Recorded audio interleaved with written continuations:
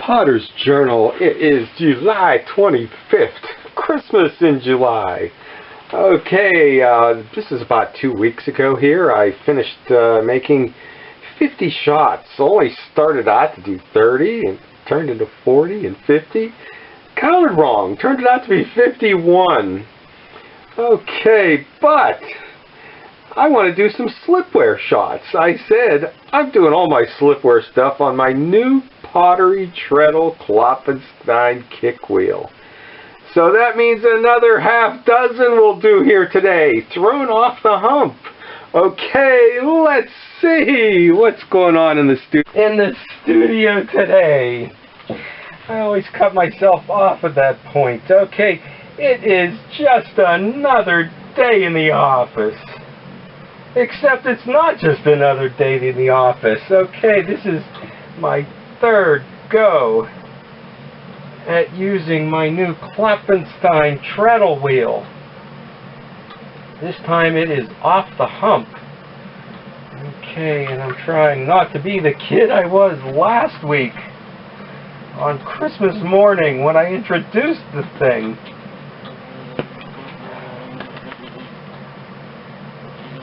So it is so much different centering it, so much different throwing. At some point, yeah, you'd say that's the best we can do. We're just going to have to go with what's there. And that is, okay, why we get one of these things. They're not supposed to be all the same, lined up in soldier-like rows.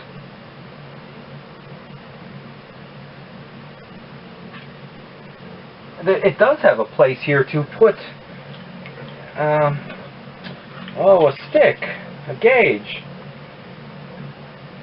But,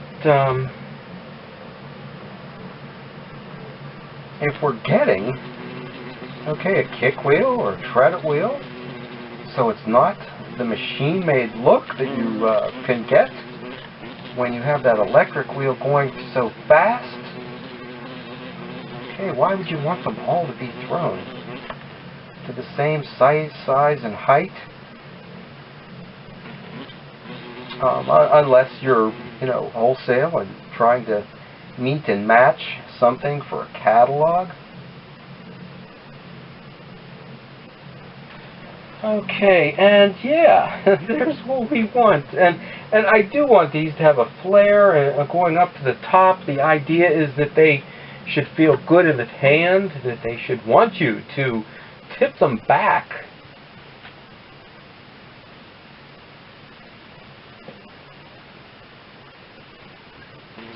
And I've noticed too that, well, I do want to put a nice groove in there so the wire will catch and make a cut. I've also been going with the needle to get it started. I've also been holding the wire there for just a little bit of a turn before I pull it through. And I'm not stopping it to lift it off because I don't want to stop it to lift it off. I want to be able to get it going again for the next one. So I'm learning all these new moves. And one of those new moves, it's a standing up wheel. You lean against this and use your left foot to kick the treadle. But I found if you stand like this and use your right foot, you're actually sitting side saddle at the wheel. And I didn't check my anatomy book, but by getting the under part of your foot there, you can really get the speed on this thing going for centering a large lump of clay. So, okay, that side saddle stance, Greek style, and I'm sure when you really get the speed on this thing going, that some of you out there using the Bernard Leach Studio, St. Ives Studio treadle wheel are saying, this must be cheating.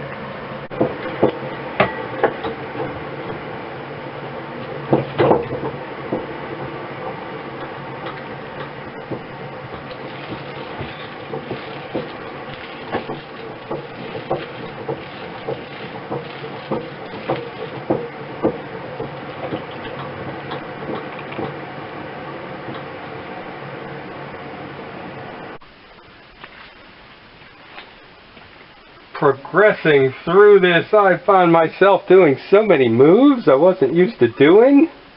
On the clay, moving in so many ways I wasn't used to it going. I will show you the SGRAFFITO decoration I'll use on these, but first, this kept me busy last week. Okay, 22 of the face mugs. And some even with finger throw marks.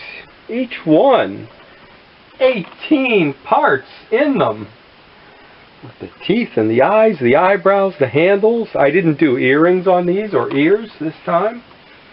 So that is a total of 396 parts on 22 mugs.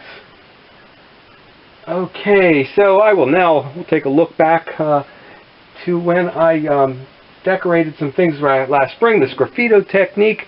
What got me through a time when I was not, feeling my full self.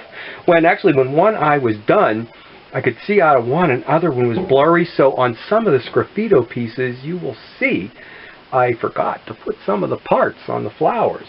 Okay, let's take a look at that. Okay, it's now May 19th.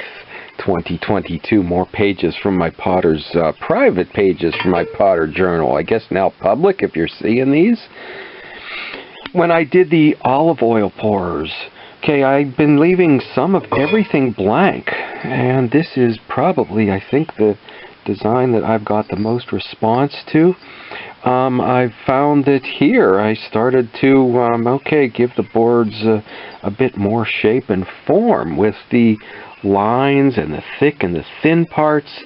You know, it's hard to know which way I'm going to go with this.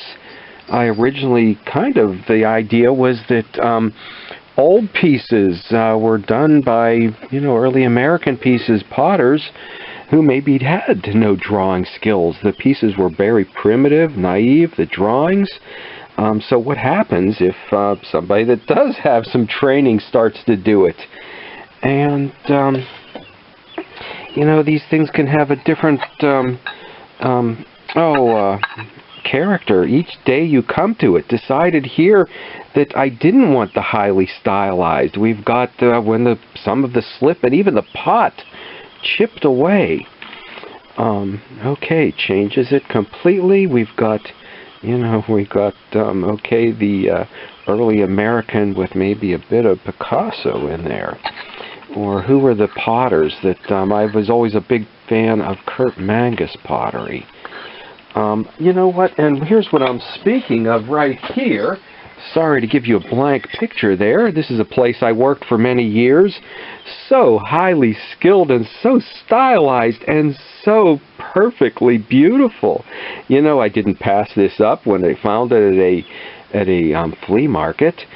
But that's not the way I'm necessarily always going. Although I think my first round as a potter, I was getting to that point with my slipware. Okay, and here's something too, the black slip. I only had to put one glaze on it for, a highly production piece. And, they might come out a bit different each time. These are from last winter. It was easy to do a big run of them and get it over with for, however long it takes to sell them. You know what? Here's something. Remember last spring, I did the rhododendron bowls, and it is rhododendron season today. I put a single flower in there. So I broke two of them because they sat around. I didn't fire them, but we'll get this glazed up too. And let me reach back here. My very first, this is another earlier slipware piece. One of the first ones I did 2 years ago, and I broke off one of the lugs. So I reattached that. We'll make sure there's plenty glaze on it. And this is when I didn't know when you draw through the pieces, if you do it when it's wet or when it's dry or somewhere in between. Well, I did find images of a piece that somebody had done and on these, I did some of the scratch through as combing when it was wet, and then some when it was partially dry, and some when it was completely dry. As I said earlier, I think the handles are too thick on there, but I'm going to bore you with these again today because these are my very first TIGs. Oh, okay, we can see these better now that they've been once fired. Okay, and okay, is that my haircut? Oh, okay, if this is a gift for Dominica, she made me throw out a very preppy 80s shirt that I wore in about 2005. And actually, it's a trick I do when you travel. I take clothes that I don't want to keep or want to get rid of. Okay, and that way you have extra room in the luggage when you come home. I don't mind the handles on these, although they're bigger than the ones I normally see. And this is where I did the combing when it was wet, and then the birds were scratched through and the tulips when it was completely dry.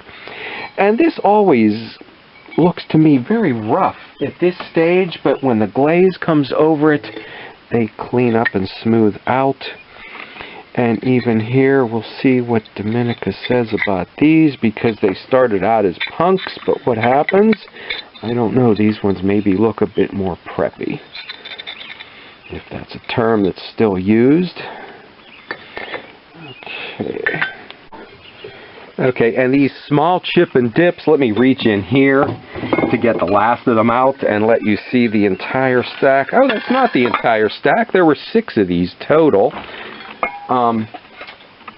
It's a size that nobody else makes. And, oh, there we go. There's another one. Nobody else makes, and they've done well for me. There are a lot of different shapes and variations. I am really getting into studying these now. I see more in the ones that I'm looking at online now that I've done a few myself, or at least started. This one I think is going to be the gift. We won't tell her that the proportions are wrong, or maybe the proportions are right. And I'm hoping to have a couple of these to take out as gifts.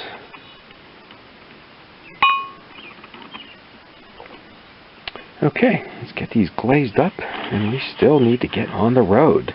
Time is running out between now and Sunday. Glazed and stacked, this is going to be a big kiln opening for me, except for the chip and dip plate on top. That's the only production piece in there.